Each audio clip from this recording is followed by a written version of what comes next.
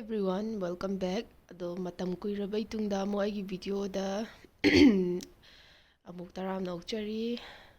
thabak na chimangibana matam khara video lepure ado mayam na si se nongmon pan bacharaw bane aduna ai iruja mai thabal loraga lagi koli ki kasi phengduk chamthoktana tawre adagiti imungi kay lotion ba kay kadi dum fajana lotion jare do sidana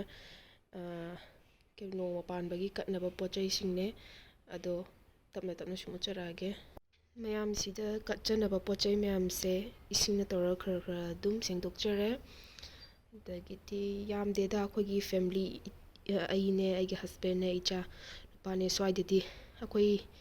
swaidedi habadi maitai taba sumta leite akhoi naknabada aduna sum khara oina akhoi cha hinsang se atopa jati ko keno nadi chaba pa khaite mayang khoina di dana laida kachanaba araiba khara duna konanaba sinjabane sina laigi hairu mayam di kachaba ngamdre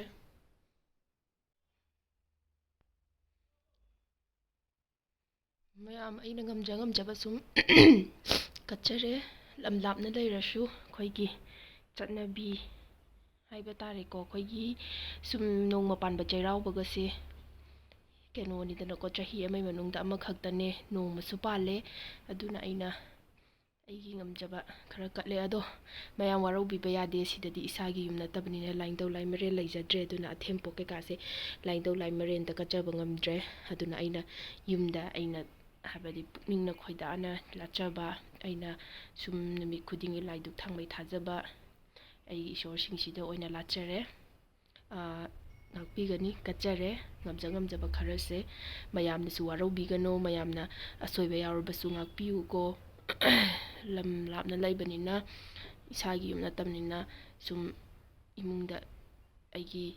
yumda aigi kadal aigi kenoda lachaba ai ishor singda oina kachare ko adubu nongma panbagidi aina soidanaba ngamjaba khara dum kachabane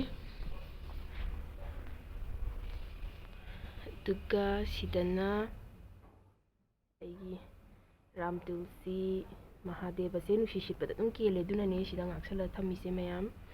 laiduk thamai thajare adagidi sina surjadeva gine adudi mayam makata ba mu iminersiko mayam ai thongba thakpa semba khotpadi uchagidre itomda tawbanina ko sasat tawnabane haina angang laik taaga sum thong thakpa tawbanina ado si loiraga laida katle ado mathense yamnadi tawdre maren champut amane singju amane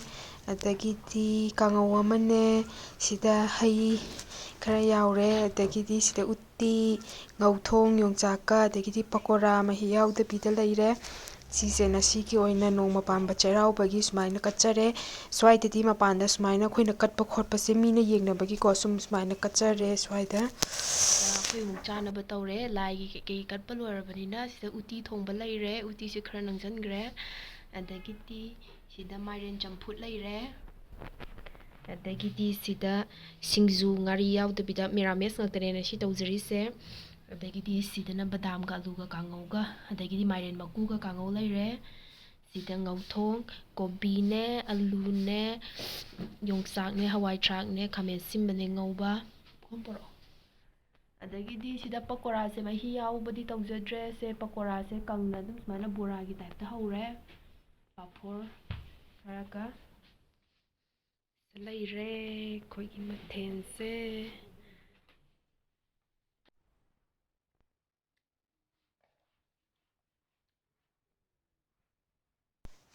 mayam adudi akhoi chak chanaba tawre huji mayam aigi channel se muktang support tawbiduna like share subscribe tawbiramo aigi subscriber se muktang di hengat piramo aduga happy chairauba mayam bye bye see you in my next video.